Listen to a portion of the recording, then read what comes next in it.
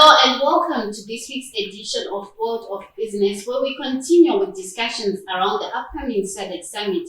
On this particular episode, we'll cast a special eye on the SADC Industrialisation Week, which is spanned from the 28th of July to the 2nd of August, running under the theme Promoting Innovation to Unlock Opportunities for Sustainable Economic Growth and Development towards an Industrialized SADC. Government expects about 300 guests and 150 companies to participate in deliberations during the SADC Industrialisation Week, which of course is the forerunner of the actual SADC Summit. To help us unpack this and more, we're joined by the Honourable Minister of Industry and Commerce. Thank you, Stella. You're most welcome. Thank you for having us. Okay, to kickstart the conversation, can you walk us through the history behind the SADC Industrialisation Week? Why do we have this event acting as a forerunner of the actual summit every time we have the summit hosted? The last time Zimbabwe chaired SADC was in we assumed chairmanship in 2014, which spanned up to 2015. And I'm happy to say that it was during that period that Zimbabwe really was instrumental in pushing the SADC industrialization agenda, culminating in a decision in the 2015 summit, which was held in Victoria Falls, where the SADC heads of state then agreed that we need to have a SADC industrialization strategy and roadmap. So in 2016, you now have the Council of Ministers, this is the Committee of the Ministers of Foreign Affairs, coming up with a decision to say, now that we have the SADC industrialization strategy and roadmap, we need not lose sight of where we are going. We need to constantly keep track of where we are as a region. And then that's where the decision to have the SADC Industrialization Week, which is really mainly about creating awareness on the progress we are making in implementing the strategy and roadmap.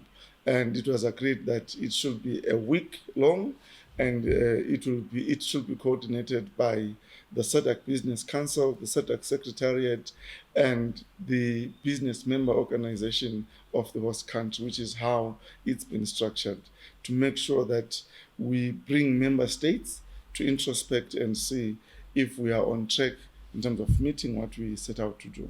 Okay, you did mention that the SADC Industrialization Week is mainly about showcasing what we have as a country, and having Zimbabwe assuming chairmanship of the SADC this time around, it's something that's really special.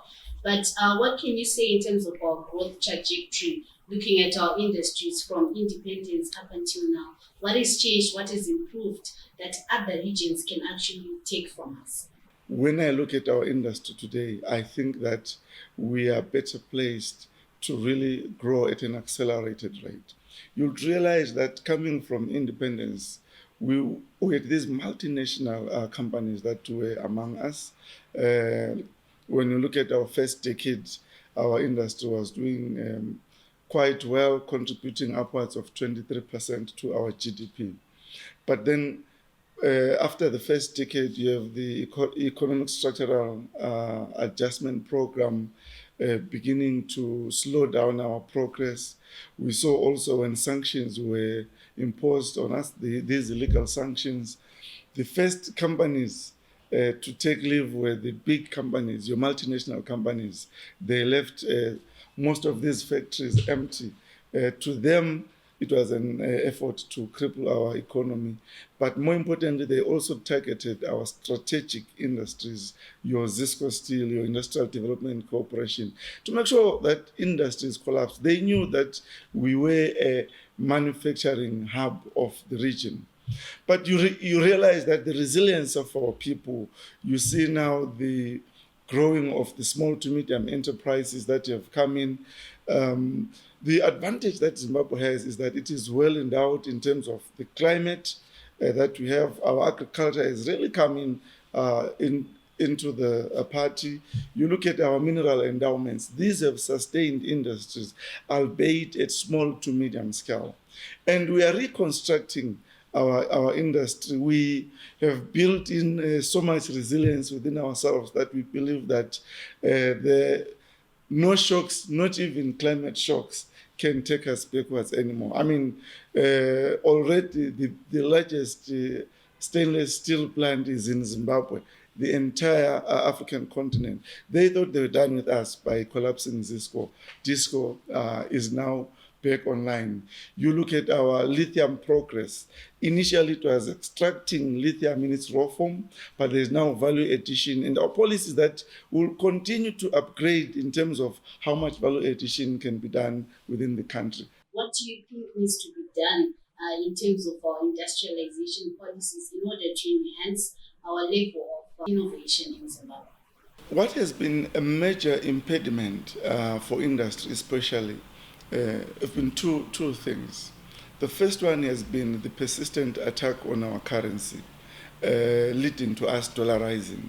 And those who know better will tell you that a dollarized economy can never grow its industries because you have a strong currency which can easily import finished products relatively cheaper. So it's easier to forego growing your own industry. Secondly, it has been the drying of sources of lending. You know, multilateral finance institutions have not been supporting Zimbabwe. Unlike in our neighboring countries that we are competing with, who are able to access cheaper funding, which is also long-term. But you would realize that since we have brought in our own currency, the Zimbabwe gold, the ZiG, there has been stability. And we believe that as a country, we owe it to ourselves to support its stability, to support the growth of our industries by using our own currency. So if we sustain this and we continue to unlock sources of funding as we move forward, I mean, in the last 6 to 7 years, since the coming in of the Second Republic, the investments in retooling have been amazing, upwards of 800 million annually into new equipment. So most of these sectors have seen new equipment coming in. And the interesting part is that capacity utilization has also been increasing. What it simply means is, while we are increasing capacity by bringing equipment, we are also utilizing that capacity. It means our production is also growing. If you go to our shelves now, local products are more than 80%. It tells you that we are producing what we are consuming. That brings us to the end of the first segment, but you join us in the second segment as we continue with the discussion towards the SADC industrialization. Stay tuned.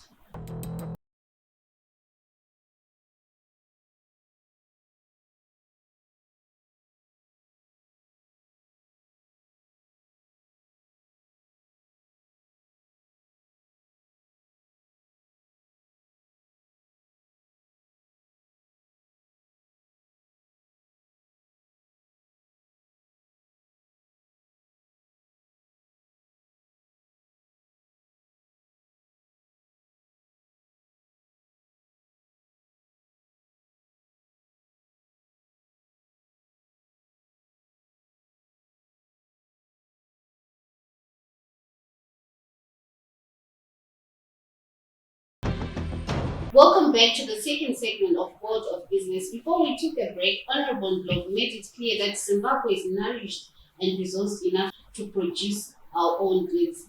Before we took a break, Honourable, you made it clear that our industries are capacitated enough and especially need to put more effort in terms of consistency. The SADC Industrialization Strategy and Roadmap 2015 to 2063 is premised on the conviction that regional integration will promote industrialization. In your own view and experience, what do you think have been some of the impediments and challenges that we have faced as a region and also as a country in as far as regional integration is concerned, and what do we need to do to address these issues? The SADC industrialization strategy and roadmap is anchored on three pillars. Regional integration being one of them. The other two really being industrialization itself as a key driver of economic development. You'll know that manufacturing has a labor multiplier effect of 4. When you have got a manufacturing plant that is running well, generally it creates downstream jobs of up to 4 times. And this is the importance of focusing on industrialization. In addition, it is really a platform for you to value add, to extract greater value out of your raw materials. Secondly, it looks at competitiveness as a way of moving from what we call a comparative advantage to a competitive advantage. When you address issues of ease of doing business and the cost of doing business, as a region, you are able to produce goods that can be consumed throughout the continent when you are looking at our African continental free trade area, as well as beyond. So focusing on competitiveness is what, again, the strategy and roadmap looks at. And thirdly, on regional integration, to say instead of looking at each other as competitors, let's look at each other as complementing one another, establishing regional value chains. If you are having your leather in Zimbabwe, it should be processed in the next country, so that as a region, we are able to complement each other. Now, for me, the biggest issue really in regional integration has been the political will. I don't know if as a region, we are investing enough political will in making sure that we work together. We should copy shamelessly if it is a good thing to do. So now that we're looking forward to the SADC industrialization, we've seen that since the coming in of the Second Republic, the country has been on a massive industrialization drive. How far have we gone in terms of driving that agenda, and what more needs to be done after what you have said so far? The President has been clear on 2 major issues. The first one is that nyika inovakwa nevene vayo, ilizwe lakhiwa ngabanikazi balo. And this is a very important message, and I hope that Zimbabweans have understood what he means. What he simply means is that we are the architects of our destiny. We need to be the ones getting our hands dirty for our country to move forward. You see what progress has been made in the primary sectors of our economy, agriculture and mining. This accelerated growth rate, simply because he said, let us look inwards and see what we can do. He is leaving no place behind. Wherever investors want to go to set up, we are providing adequate support. A lot more can and will be done. But we have seen that the Second Republic is really focused on growing the economy. I believe the primary production, we have gotten it right. But I still think a lot more needs to be done to make sure that we value add this, what we are already producing, to give Zimbabwe its fair share of benefits. Having the SADC Industrialization Week coming in a few days' time, how do you think we need to take advantage of this opportunity, and also your message to the business and industry players as we look forward to the industrialization? I want to start by expressing my excitement about the forthcoming SADC Industrialization Week, which will be held here in Harare. My teams have been working very hard. And initially we were expecting that we will be having a total of between 450 and 500 people. We have surpassed 700. We don't even know what to do with oversubscription. There will be a lot of exhibitions from private sector, including from the region. We have speakers coming from across the globe, within Africa, outside Africa. We have ministers that have indicated that there will be some coming from outside the region and outside the continent. This is a unique opportunity for people to appreciate what our private sector is doing, what our government is doing, our institutions of higher learning will be exhibiting there. So we are certainly going to take advantage of this. We will be having for the first time what we call the investment conference.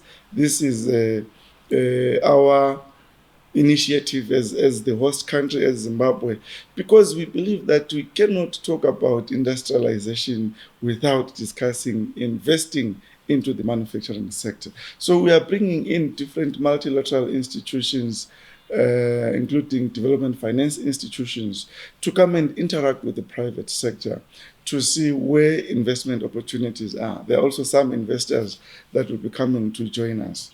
and there will be exhibitors, people to show what they can do or some of the major breakthroughs in terms of the products they have.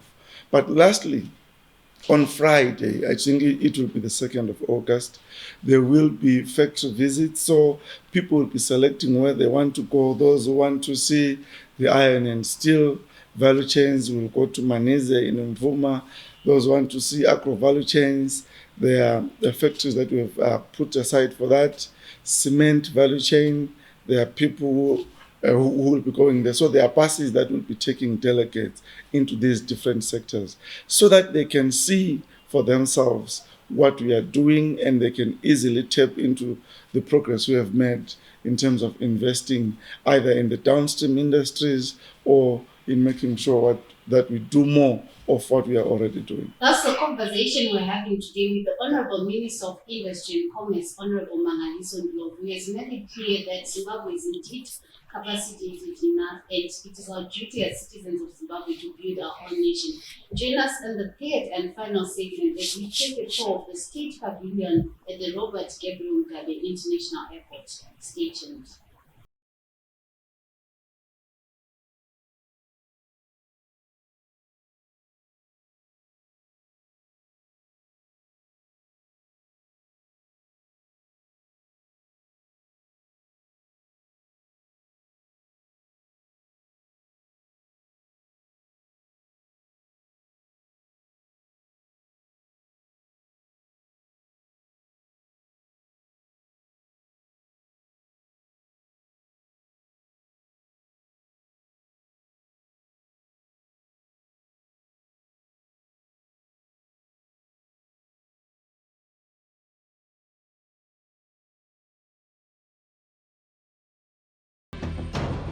Welcome to the final segment of this week's edition of World of Business, where we are here to witness the completion of the State Pavilion, which is expected to host several delegates that are coming to grace the country during the SADC Summit. We're going to speak to the Chief Executive Officer of the Airports Company of Zimbabwe, Mr. Tawanda Gusha, who is going to tell us more about their state of preparedness to host these several delegates. Stay tuned.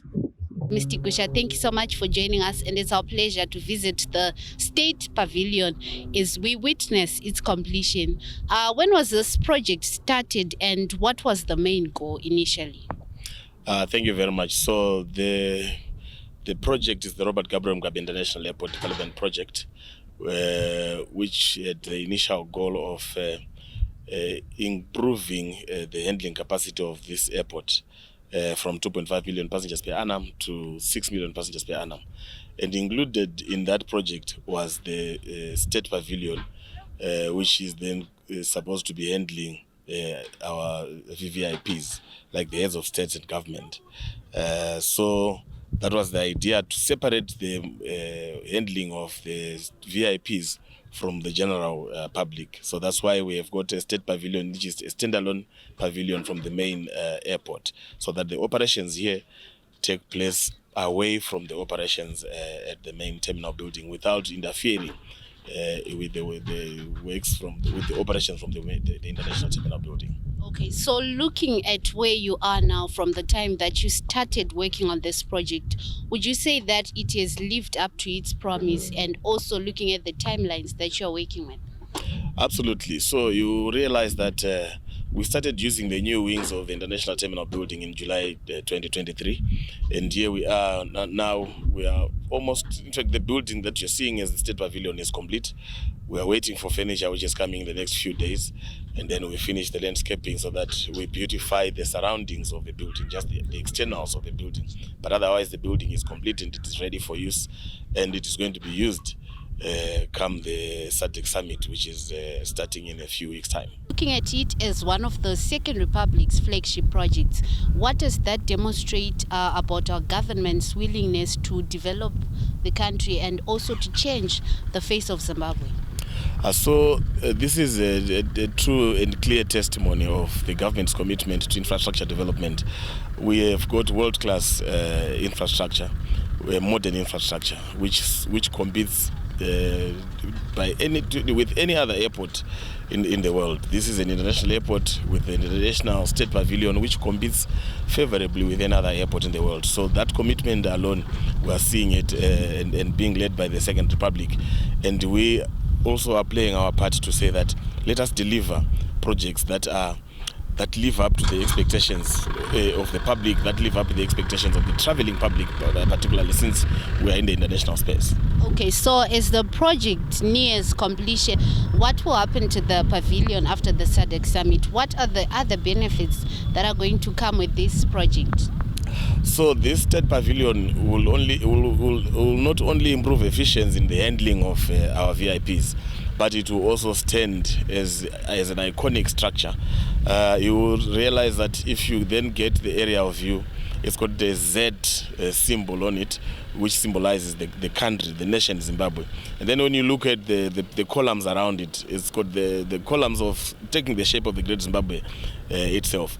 So obviously, with consultations and further approvals, the intention is to use this not only for VIPs, but also for executive charters, so that we also utilize it and sweat it, and so that we increase in terms of return on investment.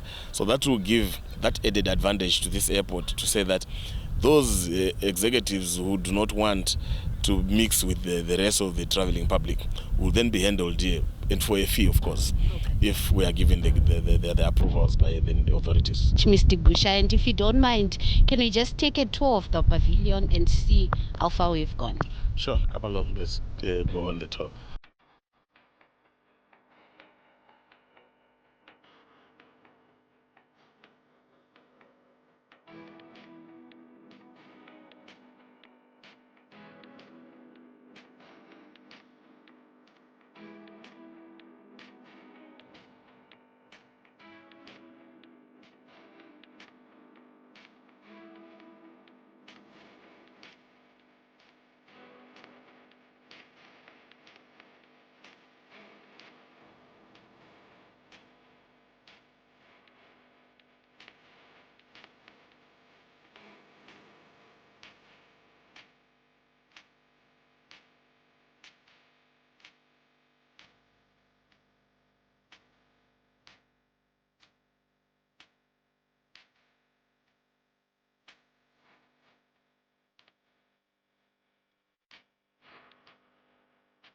So where we are here is the arrivals area for the pavilion.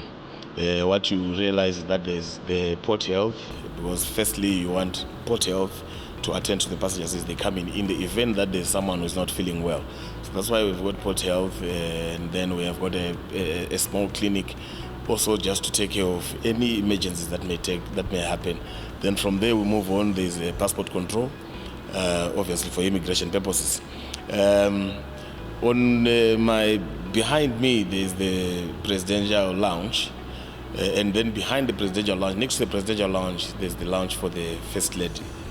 The other side, you see that there's a lounge for the vice presidents, followed by a lounge for our diplomats, and then there's another lounge for our ministers, as well as a lounge for our service chiefs. And then we have got a waiting area which is behind you, where the other staffers that are accompanying our VIPs will then be waiting, of course, on serving the VIPs that will be in this area. In addition to that, some of the amenities that are available here are there's a kitchen facility where food then will be prepared, that will be served to the lounges that I mentioned. There's a total of 6 lounges that I've mentioned. So that kitchen will be serving those lounges. And in addition, there's also a press briefing area where if there is need for a press conference, then that room will be used for the press conference. The other facility or feature in this is a mini terminal building on its own. So you will find that as you go to the departure side, you've got your security screening point, you've got your baggage sorting areas, and in addition to all that, there is a CCTV surveillance room which takes care of the surveillance for the entire space. What we also have in this pavilion are Wi-Fi facilities, so you will find that there's several rooms also that are available so that as our VIPs will be relaxing or will be waiting in this area, they also have access to Wi-Fi, which is something that is very remarkable, and also that adds value to this pavilion. What we have now is that the pavilion is almost complete. We are expecting furniture in the next 2 to 3 days. The baggage handling equipment is already on site. It is being installed. The security equipment is also on site. It is also going to be installed. So the latest date that we may talk about for all these things to be done will be by Friday this week.